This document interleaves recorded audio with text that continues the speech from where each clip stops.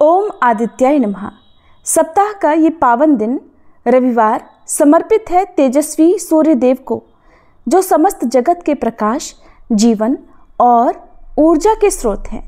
उनके तेज से ही समस्त प्राणी जगमगाते हैं, वनस्पति पनपती है और मनुष्य का जीवन संचालित होता है। इस दिन जब हम उनकी कथा का श्रवण करने बैठते हैं तो ये केवल एक परंपरा नहीं बल्कि आत्मिक शुद्धि और चेतना के विस्तार का अवसर होता है। आज इस कलयुग की अंधकारमयी परिस्थितियों में जब मनुष्य दिशाहीन, रोगग्रस्त और विक्षिप्त चित्त वाला होता जा रहा है, हम पूरे भाव से भगवान भास्कर से प्रार्थना करते हैं, हे दिवाकर, हे प्रभाकर, हे त्रिलोक दीपक सूर्यदेव, अपने दिव्य रश्मियों से हमारे भीतर के तम को दूर करें। हमें स्वास्थ्य, संयम, सद्बुद्धि और सात्विकता प्रदान करें। जिस प्रकार आप बिना भेदभाव के सभी को प्रकाश प्रदान करते हैं, वैसे ही हमें भी समभाव, सहानुभूति और सेवा की भावना से जीवन जीने की शक्ति दें।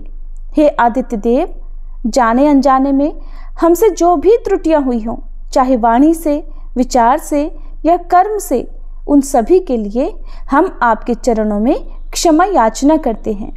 अपने अज्ञान, आलस्य, लोभ, ईर्ष्या और विकारों के अंधकार में डूबे हम सब आपकी शरण में हैं। कृपया हमें आलोकित करें और इस जीवन को धर्ममय, सात्विक और उपयोगी बनाएं। अब इसी भावना के साथ हम आरंभ करते हैं रविवार की पवित्र कथा। एक ऐसा प्रसंग जो हमें सूर्यदेव की साक्षात कृपा का अनुभव कराएगा।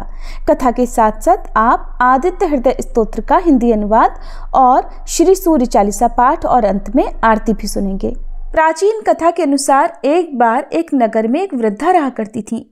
वह रविवार को नियम से घर आंगन को गोबर से लीपकर फिर भोजन तैयार करती और फिर सूर्यदेव को भोग लगाने के बाद ही खुद भोजन किया करती। ऐसा व्रत करने से उनका घर धन धान्य से भरा रहता था। हरि की कृपा से घर में किसी प्रकार का कोई भी दुख नहीं होता था। घर में सब कुछ आनंद मंगल था।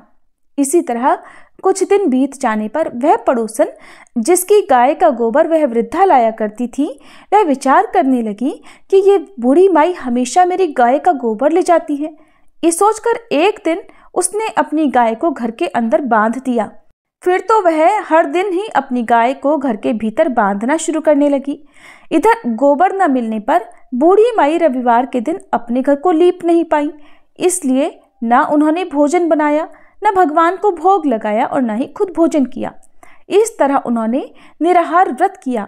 सुबह से शाम, शाम से रात हो गई और वह बूढ़ी माई भूखी ही सो गई। फिर रात में भगवान ने उन्हें स्वप्न में दर्शन दिए और भोजन न बनाने और भोग न लगाने का कारण पूछा। तब बूढ़ी माई ने सूर्यदेव को बताया कि गोबर न मिलने के कारण आज वह भोजन नहीं बना सकी। तब भगवान भास्कर ने कहा कि माता, हम तुमको ऐसी गाय देंगे जिससे सभी इच्छाएं पूर्ण हो जाएंगी, क्योंकि तुम हमेशा रविवार को गोबर से लीपकर फिर भोजन बनाती हो, भोग लगाकर ही खुद भोजन करती हो। इसलिए मैं आपसे प्रसन्न होकर आपको वरदान देता हूँ। तब सपने में भगवान का यह वरदान पाकर जब बूढ़ी माई की आंख खुली तो देखा कि आंगन में तो एक बहुत सुंदर गाय और बछड़ा बंधे हुए हैं। गाय और बछड़े को देखकर वह खुश हो गई और घर के बाहर बांधकर उन्हें खाने को चारा डाल दिया। इधर जब पड़ोसन ने बूढ़ी माई के घर के बाहर बहुत सुंदर गाय और बछड़े को देखा तो ईर्ष्या से प्रेरित होकर उसका हृदय जल उठा। और जब उसने देखा कि गाय ने तो सोने का गोबर दिया है, तो वह गाय का सोने का गोबर उठाकर ले गई और अपनी गाय के साधारण गोबर को उसकी जगह रख दिया। वह रोजाना ऐसा ही करती रही और इधर सीधी साधी बूढ़ी माई को कानो कान इसकी खबर तक नहीं होने दी। एक दिन सर्वव्यापी ईश्वर ने सोचा कि चालाक पड़ोसन की वजह से वृद्धा ठगी जा रही है। तब एक शाम उन्होंने अपनी माया से बड़े जोर की आंधी ला दी। आंधी के डर से वृद्धा ने अपनी गाय को घर के भीतर बांध दिया। जब गाय ने गोबर दिया तो वह हैरान रह गई। फिर तो वह रोजाना अपनी गाय को घर के भीतर ही बांधने लगी।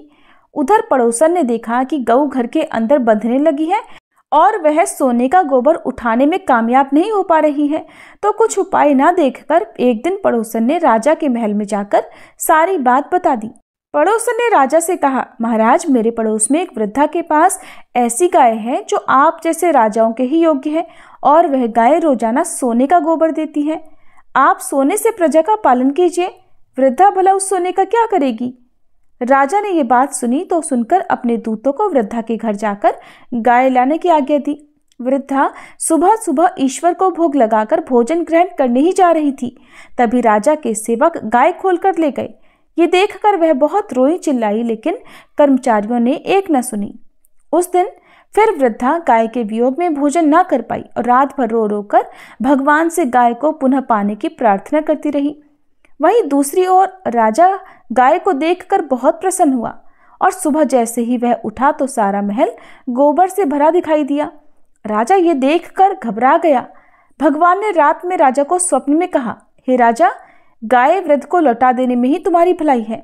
रविवार के व्रत से प्रसन्न होकर मैंने उस वृद्धा को ये गाय दी थी। सुबह होते ही राजा ने वृद्धा को बुलाकर बहुत सारा धन देकर सम्मान सहित गाय और बछड़ा उसे वापस कर दिया। इसके साथ ही पड़ोसन को बुलाकर उचित दंड भी दिया। ऐसा करने से राजा के महल की गंदगी दूर हो गई और उस दिन राजा ने नगर वासियों को आदेश दिया कि अपनी समस्त कामनाओं की पूर्ति के लिए वे सभी रविवार का व्रत रखा करें। और जब प्रजा ने रविवार व्रत का पालन करके कथा का श्रवण किया तो उन सभी के घर में सुख समृद्धि धन के भंडार भर गए। ऐसी है रविवार व्रत की महिमा। बोलिए सूर्य नारायण भगवान की जय।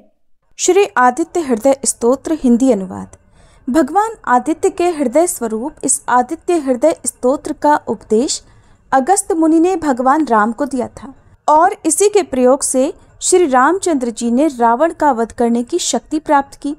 इस स्तोत्र के नित्य 3 पाठ करने से शत्रु बाधा शांत हो जाती है, पितृदोष निवारण होता है, सूर्य नारायण की पूर्ण कृपा प्राप्त होती है, आरोग्य मिलता है, आत्मविश्वास में वृद्धि होती है, कोर्ट कचहरी क्षेत्र में विजय मिलती है, सरकारी नौकरी या सरकारी कामों में फायदा होता है, अटके हुए सभी काम पूरे हो जाते हैं। श्री रामचंद्र भगवान युद्ध से थककर चिंता करते हुए रणभूमि में खड़े हुए थे। इतने में रावण भी युद्ध के लिए उनके सामने आकर खड़ा हो गया। ये देख भगवान अगस्त्य मुनि, जो युद्ध देखने के लिए देवताओं के साथ आए थे, वे मुनि भगवान राम के पास जाकर बोले। मुनि ने कहा, हे सबके हृदय में रमण करने वाले महाबाहो राम, ये सनातन रमणी गोपनीय स्तोत्र सुनो। वत्स, इसके जाप से तुम युद्ध में अपने समस्त शत्रुओं पर विजय पाओगे, इसमें संदेह नहीं है। इस गोपनीय स्तोत्र का नाम है आदित्य हृदय स्तोत्र। ये परम पवित्र और शत्रुओं का विनाश करने वाला है।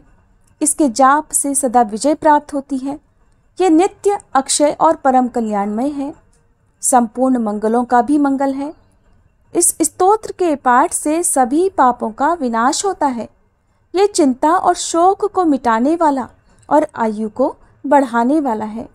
भगवान सूर्य अपनी अनंत किरणों से सुशोभित हैं।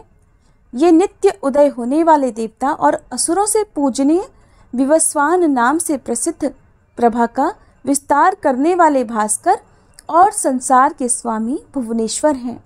हे राम, तुम इनका रश्मि मते समुद्यते देवासुर नमस्कृताय विवस्वते भास्कराय हुए भुवनेश्वराय नमः, इन मंत्रों से पूजन करो। संपूर्ण देवता इन्हीं के स्वरूप हैं। ये तेजों की राशि तथा अपनी किरणों से जगत को सत्ता और स्फूर्ति प्रदान करने वाले हैं। ये ही अपनी रश्मियों का प्रसार करके देवता और असुरों सहित संपूर्ण लोकों का पालन करते हैं। ये ही ब्रह्मा, विष्णु, स्कंद, प्रजापति, इंद्र, कुबेर, काल, यम, चंद्रमा, वरुण, पितर, वसु, साध्य, अश्विनी कुमार, मरुदगण, मनु, वायु, अग्नि, प्रजा, प्राण, ऋतुओं को प्रकट करने वाले तथा प्रभा के तेजोमय पुंज हैं।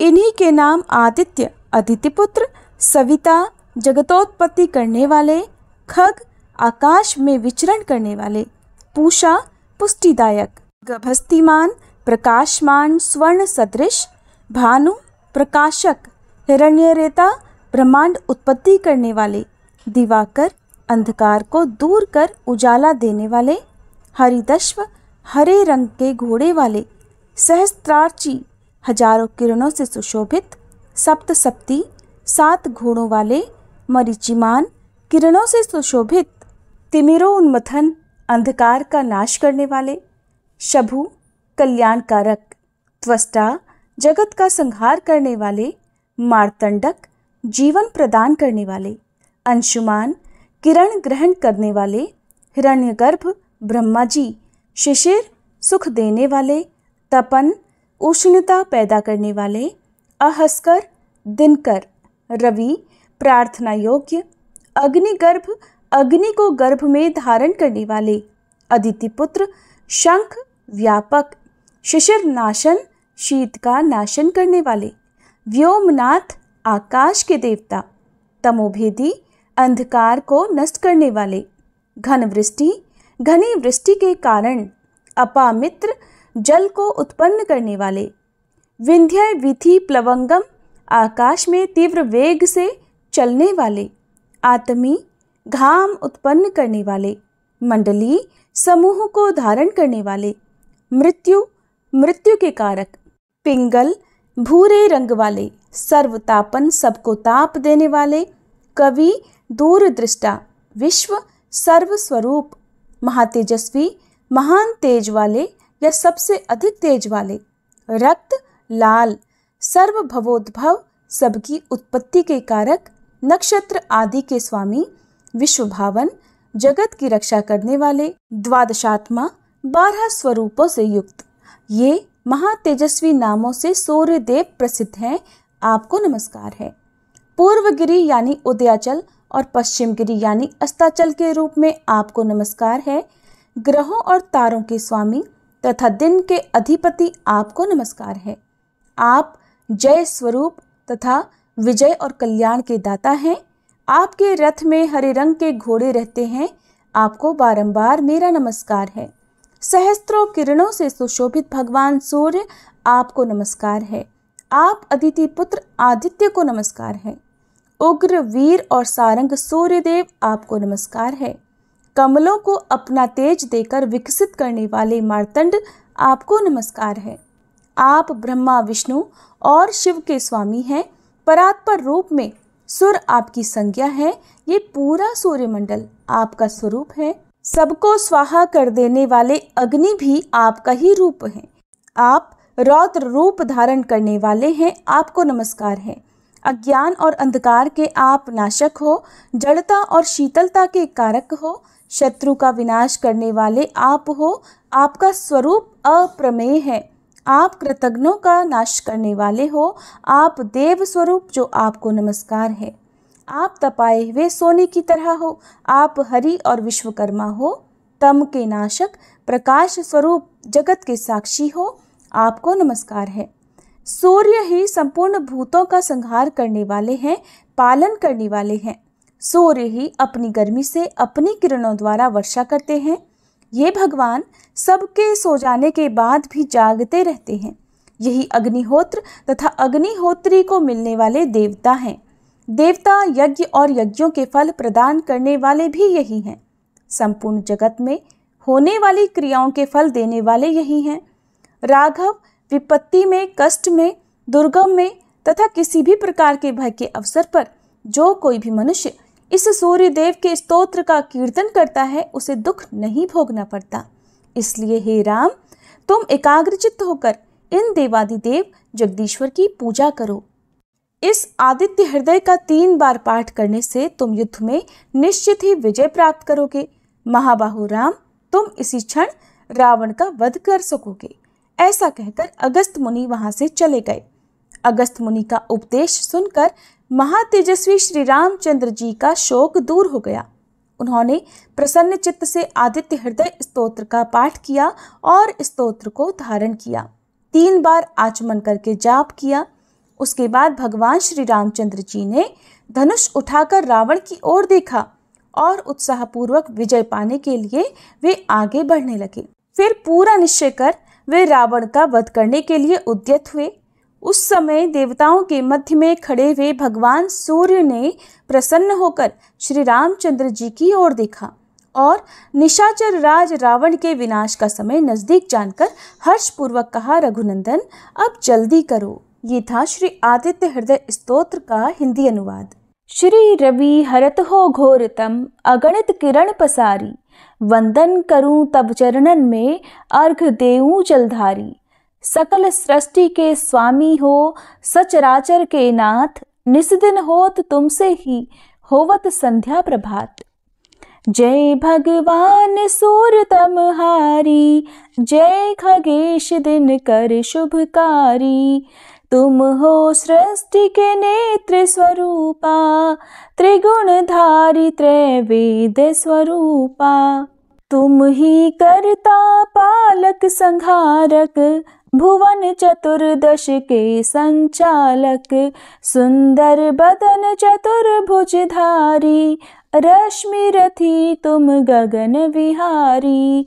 चक्र शंख अरु श्वेत कमल धर, वर मुद्रा सोहत चोटे कर। शीश मुकुट कुंडल गलमाला, चारु तिलक तब भाल विशाला। सप्त अश्वरथ अति द्रुतगामी, अरुण साथी गति अविरामी। रक्त वरुण आभूषण धारक, अति प्रिय तोहे लाल पदारथ। सर्वात्मा कहे तुम्हें ऋग्वेदा, मित्र कहे तुमको सब वेदा। पंचदेवों में पूजे जाते, मनोवांछित फल साधक पाते। द्वादश नाम जाप उद्धारक, रोग शोक अरु कष्ट निवारक। माँ कुंती तब ध्यान लगायो, दानवीर सूत कर्ण सो पायो। राजा युधिष्ठिर तब जस गायो, अक्षय पात्र वो वन में पायो। शस्त्र त्याग अर्जुन अकुरायो, बन आदित्य हृदय से पायो। विंध्याचल तब मार्ग में आयो, हाहाकार तिमिर से छायो। मुनि अगस्त गिरि गर्व मिटायो, निज तप बल से विंध्य नवायो। मुनि अगस्त तब महिमा गाई, सुमिर भये विजयी रघुराई। तोहे विरोक मधुर फल जाना, मुख में ली नहीं तोहे हनुमाना। तब नंदन शनिदेव कहावे, पवन के सूत शनि तीर मिटावे।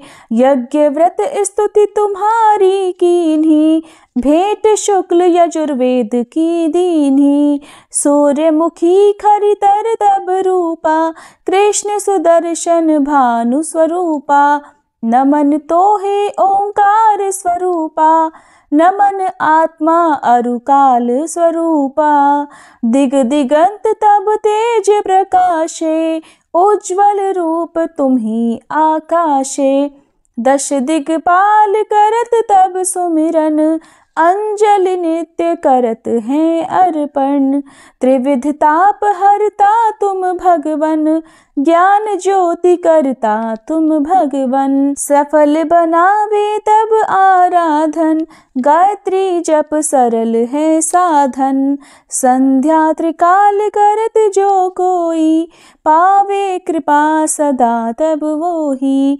चित शांति सूर्यास्तक देव, व्याधि अपाधि सब हर लेवे। अष्टदल कमल यंत्र शुभकारी, पूजा उपासना तब सुखकारी। माघ मास शुद्ध सप्तमी पावन, आरंभ हो तब शुभ व्रत पालन। भानु सप्तमी मंगलकारी, भक्ति दायनी दोषणहारी। रविवासर जो तुमको ध्यावे, पुत्रादिक सुख वैभव पावे। पाप रूपी पर्वत के विनाशी, व्रज रूप तुम हो अविनाशी। राहु आन तब ग्रास बनावे, ग्रहण सूरता को लग जावे। धर्म दान तप करते हैं साधक, मिटत राहु तब पीड़ा बाधक। सूर्य देव तब कृपा कीजे, दीर्घ आयु बल बुद्धि दीजे। सूर्य उपासना कर नित ध्यावे, कुष्ठ रोग से मुक्ति पावे। दक्षिण दिशा तोरी गति जावे, दक्षिणायन वो ही कहलावे। उत्तर मार्गी तोरो रथ होवे, उत्तरायण तब वो कहलावे। मन और वचन कर्म हो पावन, संयम करता भलित आराधन। भरत दास चिंतन करत घर दिन कर तब ध्यान, रखियो कृपा इस भक्त पे तुम्हारी सूर्य भगवान। ओम जय सूर्य भगवान, जय हो दिनकर भगवान। जगत के नेत्र स्वरूपा, तुम हो त्रिगुण स्वरूपा। धरत सब ही तब ध्यान, ओम जय सूर्य भगवान।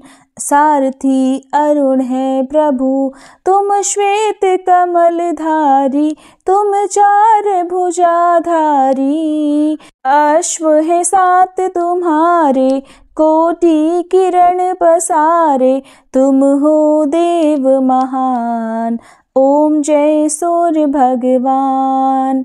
उषा काल में जब तुम उदयाचल आते, सब तब दर्शन पाते। फैलाते उजियारा, जागता तब जग सारा। करे सब तब गुणगान, ओम जय सूर्य भगवान। संध्या में भुवनेश्वर अस्ताचल जाते, गोधन तब घर आते। गोधूली बेला में हर घर हर आंगन में, हो तब महिमा गान। ओम जय सूर्य भगवान। देव दनुज नर नारी, ऋषि मुनिवर भजते। आदित्य हृदय जपते, स्तोत्र ये मंगलकारी। इसकी है रचना न्यारी, दे नव जीवन दान। ओम जय सूर्य भगवान। तुम हो त्रिकाल रचयिता, तुम जग के आधार। महिमा तब अपरंपार, प्राणों का सिंचन करके। भक्तों को अपने देते, बल बुद्धि और ज्ञान। ओम जय सूर्य भगवान। भूचर जलचर खेचर, सबके हो प्राण तुम्ही। सब जीवों के प्राण तुम्ही। वेद पुराण बखाने, धर्म सभी तुम्हें माने। तुम ही सर्वशक्तिमान, ओम जय सूर्य भगवान। पूजन करती दिशाएं, पूजे दश दिक्पाल। तुम भुवनों के प्रतिपाल, ऋतुएं तुम्हारी दासी। तुम शाश्वत अविनाशी, शुभकारी अंशुमान। ओम जय सूर्य भगवान। ओम जय सूर्य भगवान।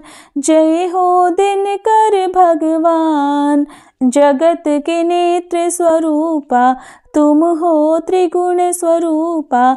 धरत सब ही तब ध्यान, ओम जय सूर्य भगवान। ओम जय सूर्य भगवान।